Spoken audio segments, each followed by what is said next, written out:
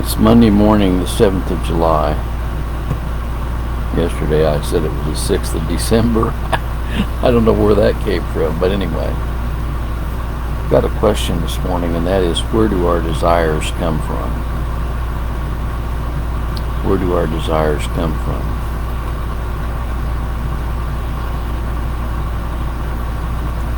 What is it that causes us on the things of the Lord? What is it that causes us to be drawn away of our own lust and enticed? We read in Psalm 10:17, Lord, thou hast heard the desire of the humble. Thou wilt prepare their heart. Thou wilt cause thine. Thou hast heard the desire of the humble. Thou wilt prepare their heart. Thou wilt cause thine ear to hear. Another scripture says, all that the Father hath given me will come to me. All that the Father hath given me will come to me. Well, you know, the only way we're going to come to Jesus Christ, if we've been given to Him by the Father, the only way we're going to have a desire to seek the Lord is if He's already sought us. He said, I have chosen you, you have not chosen me. Like I've often said, there's no such thing as free will. I wrote a whole book called The Lies of Free Will. Where do our desires and thoughts come from? The Song of Solomon 7:10 says, I am my beloved's, and his desire is toward me. There's a scripture that says regarding the reprobate, I will say unto them, depart from me, I never knew you. The only way we're going to have a desire to seek God, to contemplate God, to meditate upon God, is if He's known us, if He's chosen us from the foundation of the world. I heard yesterday someone posted on Facebook that election doesn't have anything to do with salvation. Say election has everything to do with salvation. The golden chain of salvation, for whom He did foreknow, He also did predestinate. And whom He predestinated, He also called. And whom He called, He also justified.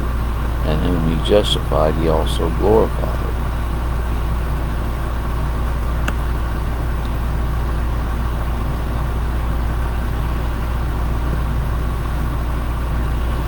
Proverbs 18:1. Through desire a man having separated himself seeketh and intermeddleth with all wisdom. 1 Corinthians 14:1. Follow after charity and desire spiritual gifts, but rather that ye may prophesy. Romans 10:1. Brethren, my heart's desire and prayer to God for Israel, that they might be saved. Our desires are placed there by God Himself. Scripture tells us that in Him we live and move and have our very being.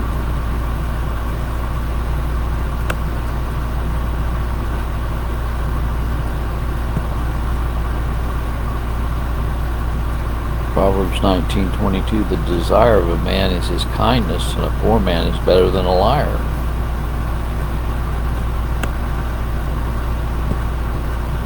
Psalm 38:9. Lord, all my desire is before Thee, and my groaning is not hid from Thee. It's very comforting to me to know that God has placed in us the desires, and our groanings and our supplications and our prayers are not hidden from God.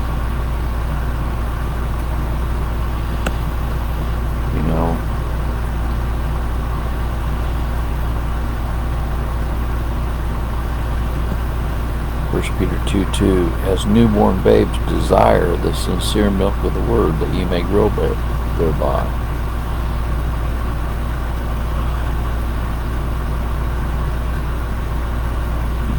People that are new Christians have a desire for the sincere milk of the word placed by God himself.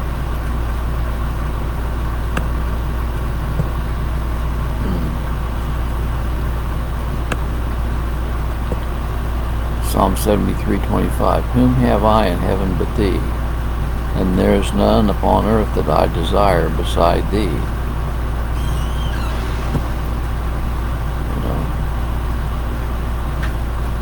Scripture says, as a man thinketh in his heart, so is he.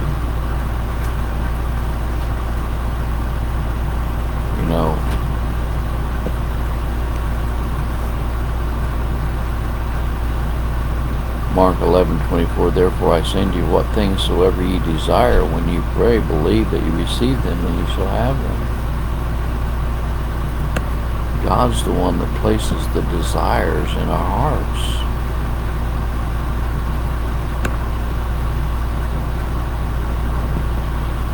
Hebrews 6:11, and we desire that every one of you do show the same diligence to the full assurance of hope unto the end.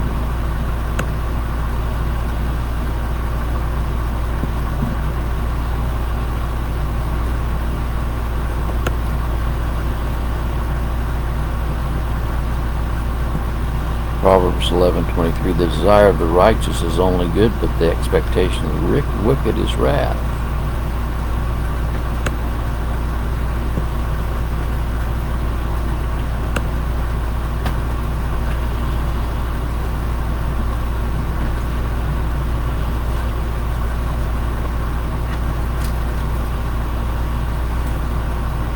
Well, I've often said thoughts come from one of three sources, from God, from Satan, or from ourselves. But God is the instrumental and sovereign over all thoughts.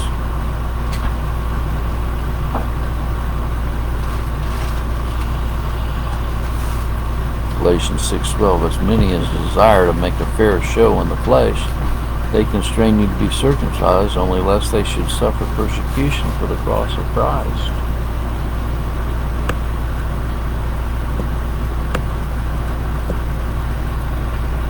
Well, I'm glad that all of the desires of our hearts are under God's sovereign control.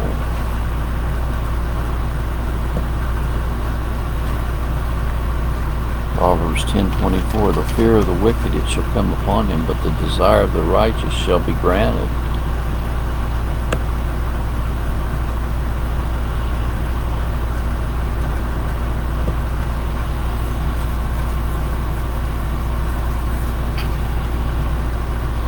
Daniel 2:18, that they would desire mercies of the God of heaven concerning this secret. Psalm 10:17, Lord, thou hast heard the desire of the humble. Thou wilt prepare their heart. Thou wilt cause thine ear to hear.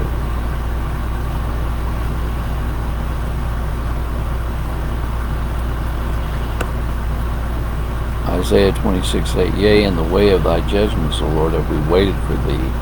The desire of our soul is to thy name and to the remembrance of thee.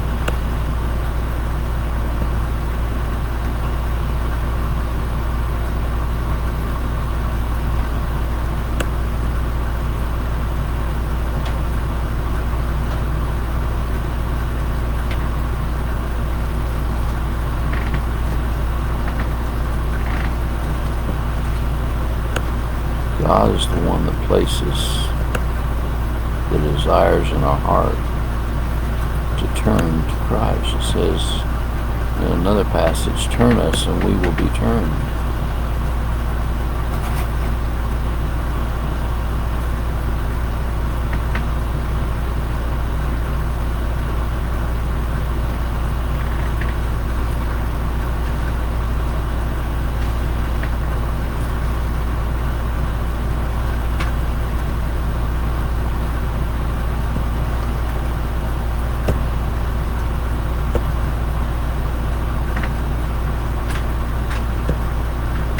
realize that God is sovereign over all things, including all thoughts. He works all things after the counsel of his own will, including our desires.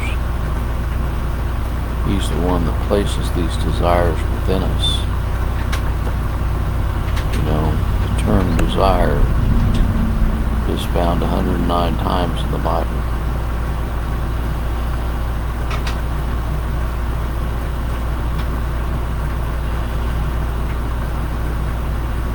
So we should examine what we're desiring. Are we desiring the things of the Lord, or are we desiring the things of the world?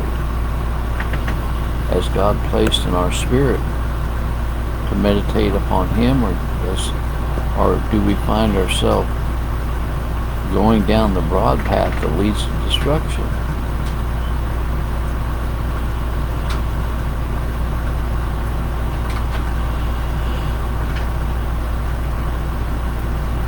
Nehemiah 1:11.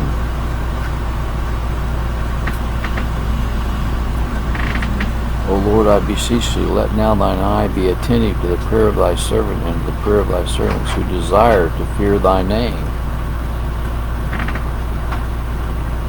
Do we desire to fear his name? Well, this morning, let us always be reminded that all that the Father has given me will come to me, and all that come to me I will in no wise cast out. Come unto me, all ye who are weary and heavy laden, and I will give you rest. If you find yourself desiring to be in the presence of God, it's strong evidence that you're one of His. May the good Lord be with you today in a special way is my prayer. God bless.